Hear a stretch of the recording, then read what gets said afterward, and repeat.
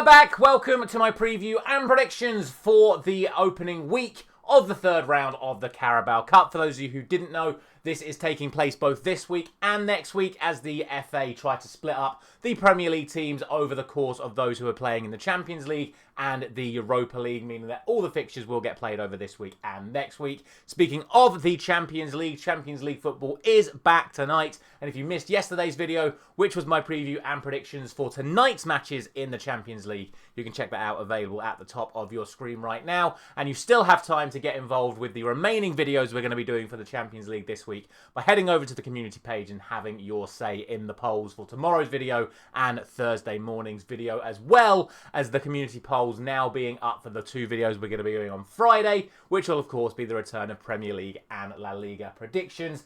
As always, if you haven't done so already, please do consider dropping a like on this video. If you enjoy all of my prediction series, subscribe with notifications turned on so you don't miss out on any of the videos we've got coming up for you this week. We're literally uploading every single day this week. And if you want to gain access to even more previews and predictions on this channel, you can do so by clicking the join button at the bottom of your screen to become a member of the channel. Right, we have got 4 matches for you in the third round of the Carabao Cup this week. 3 of them taking place tonight and 1 taking place tomorrow. So without any further ado, let's get straight into it. Our opening game of the third round sees Sheffield Wednesday of the Championship taking on Grimsby Town of League 2. Both of these sides beating Premier League sides in round 2, both of them on penalties, with Sheffield Wednesday beating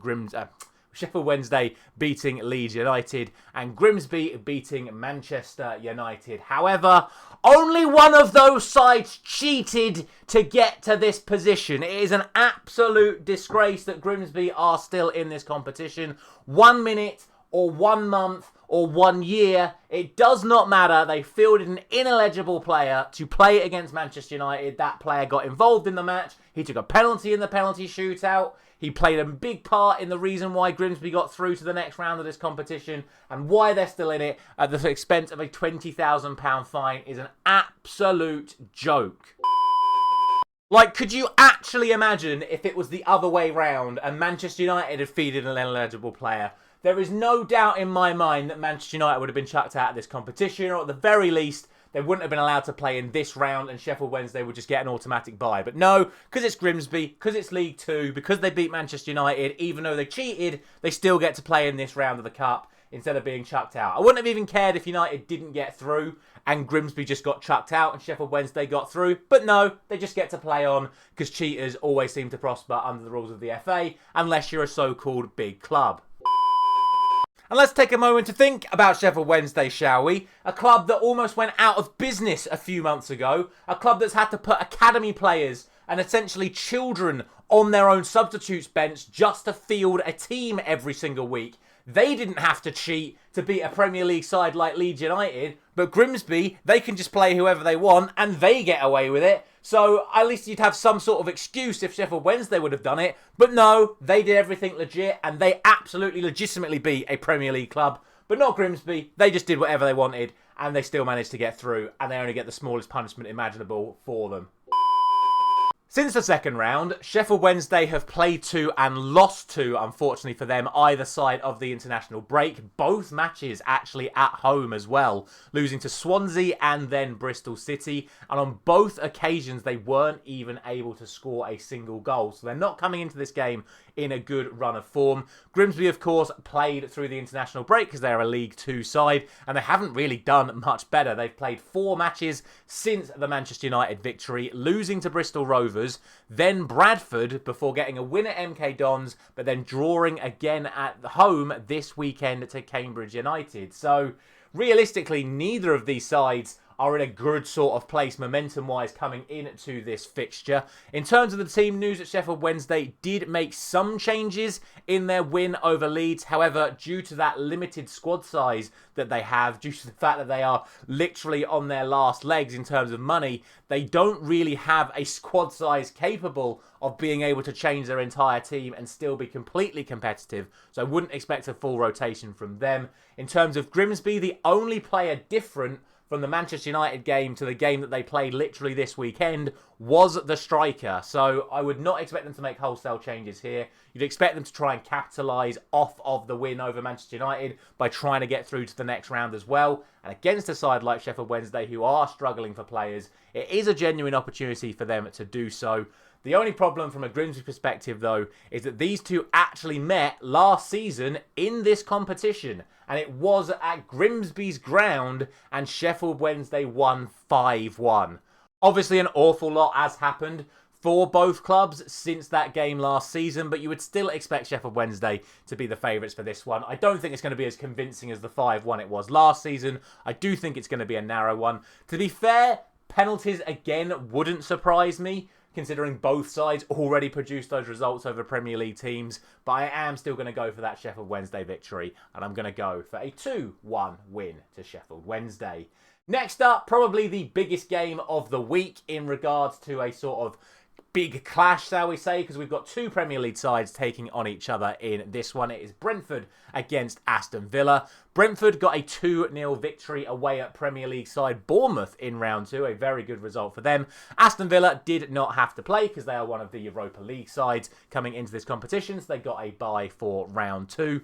This weekend, both sides got draws in the Premier League itself. Brentford got a late equaliser, albeit a controversial one, against Chelsea to draw 2-2 with them. A very good result for them. For Aston Villa, it was a goalless draw away at Everton. A decent result, I would say, in my opinion, but it does mean that they still haven't scored a single goal in any game this season. They are the only side in the top 7 divisions of English football yet to score a goal this season. So really not looking good for Aston Villa at the moment. In terms of the team news, no fresh injuries or suspension concerns for either side coming into this match. If we look at how these managers have operated so far, Keith Andrews did rotate several players for that victory at Bournemouth in round 2, so I would expect the same to happen here. For Aston Villa, you look at Unai Emery. When they lost in this competition to another Premier League side, Crystal Palace, last season, he did make wholesale changes to his team for that game. So to be honest, given the fact that he's got previous doing that, and also given the fact that Villa have been very, very poor in front of goal so far this season, I think we can expect a lot of changes in the Aston Villa lineup for this match. Brentford have actually already beaten Aston Villa this season. They played on match day 2 or game week 2 in the Premier League, and on that occasion it was a 1-0 victory to Brentford. As much as I think it is an opportunity for other players to stake a claim for Villa, I still think they are going to struggle to make an impact in this game. But it is the League Cup, it's so unpredictable, and there are going to be players that want that opportunity, as I've just said, to impress. I do think with both teams changing the vast majority of their lineups, it does just become a lot more convoluted as to how this game is actually going to pan out. I have Brentford as favourites, but I am actually going to give Aston Villa a goal in this match. I'm going to go for a 1-1 draw as my result in 90 minutes. But to cover all my bases, I'm going to say that Brentford take the win overall. Be that in 90 minutes or be that in the penalty shootout, I'm going to go for Brentford to get the win in the end. Final game tonight then sees Crystal Palace taking on Millwall. And like Aston Villa, Crystal Palace did not play in round 2. But unlike Aston Villa, they were actually playing matches while that round was going on. They were in Conference League qualifiers that they were victorious in, which means that the next time they'll be playing in Europe, it will be in the Conference League proper. For Millwall in round 2, they beat Coventry. However, they have failed to win either of their matches since that game. They lost 2-0 to Wrexham before the international break and then drew against Charlton this weekend. For Crystal Palace, the 2 matches they've played since, it was only a 0-0 draw for them against Sunderland at home this week. But before the international break, they were victorious in a 3-0 win away at Aston Villa. It does mean that since the opening day of the season, they are 7 games unbeaten so far this season. And they have gone 6 games since the Charity Shield, where they've only conceded just the 1 goal. It's been a very, very solid defensive performance so far from Crystal Palace this season. In terms of the teams, historically, Oliver Glasner has fielded his strongest available team in every single competition he has played in. However, this is the first time in Palace's history that they are playing in Europe as well as the other cup competitions. So it is likely that he is going to make some changes. He confirmed yesterday that Canvot is going to be making his Palace debut tonight and that Walter Benitez is going to be making his Palace debut tonight for this match. So whether or not that means he's going to change the rest of his team as well remains to be seen. In terms of Millwall, they do have a lot of injuries in their squad at the moment. They did make changes for the victory over Coventry in the last round as well. So I would expect changes for them in this match as well. So again, it makes it tough to call because both sides apparently will make changes for this game. But again, we do have something we can look at from last season to determine where this game is going to go, because these two sides met in the FA Cup last season. Obviously, Palace going on to win that competition at the end of the season. Palace won that game 3-1 at home back in March. So again, no surprises that I am going to go for a Crystal Palace result here. But I'm not going to go for the 3-1 it was earlier on in the season, or earlier on last season. I'm going to go for a 2-0 victory for Palace here. I'm backing their clean sheet record to continue. And then finally, tomorrow night's game, it sees Swansea City of the Championship playing Nottingham Forest of the Premier League. For Swansea, it was a victory over Plymouth on penalties in round 2. And since then, as I've already mentioned, they were victorious over Sheffield Wednesday before the international break, but could only manage a draw at home to Hull this weekend coming into this match. But it does mean that they come into this unbeaten since the opening day of the season. They lost on match day 1 of the Championship. They haven't lost a single game since in all competitions. For Nottingham Forest, they didn't play in round 2, but the 2 matches since round 2 have both ended in 3-0 defeats, losing at home 3-0 to West Ham, and then losing 3-0 away to Arsenal this weekend. Obviously, there has been an awful lot of changes at Nottingham Forest since this draw was made just a couple of weeks ago. They've signed a whole host of brand new players. They now have a new manager who is still trying to find his feet at Nottingham Forest and will be looking to make an impact and looking to have a good cup run in this competition.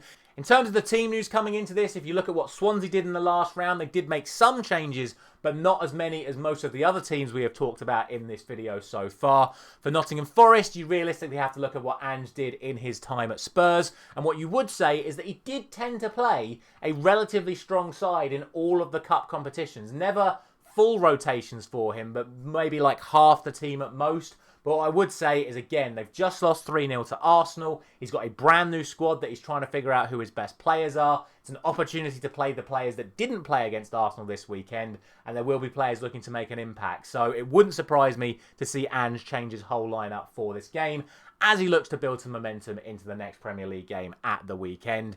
Honestly, again, I do think this is a very, very tough one to call. Both of these sides are more than capable of getting a victory in this game, especially given the fact that Swansea are at home. I do think penalties are likely. It would surprise me if none of these games go to penalties today. But I do think that Nottingham Forest are going to be the side to come out on top. The last time they met was in the Championship just 3 years ago. And on that occasion, it was a 9-2 aggregate victory for Nottingham Forest, winning 4-1 and 5-1 in those 2 matches. So considering how much Forest have strengthened since then, I think they do have to still be considered the strong favourites for it. I'm going to go for the Forest victory. I'm going to go for 2-1 to them. And that is going to be it for today's video. As always, let me know your thoughts down in the comment section below. It is the Carabao Cup. Anything can happen. Teams making so many changes to their lineups makes it so hard to call. But as always, let me know your thoughts down in the comment section below. What you have been saying on the community page is this is what you think is going to happen. You've gone for Sheffield Wednesday. You are all very torn on the Brentford Aston Villa one. It's the closest prediction I think we've ever had regarding certainly straight knockout as to who you guys think is going to go through.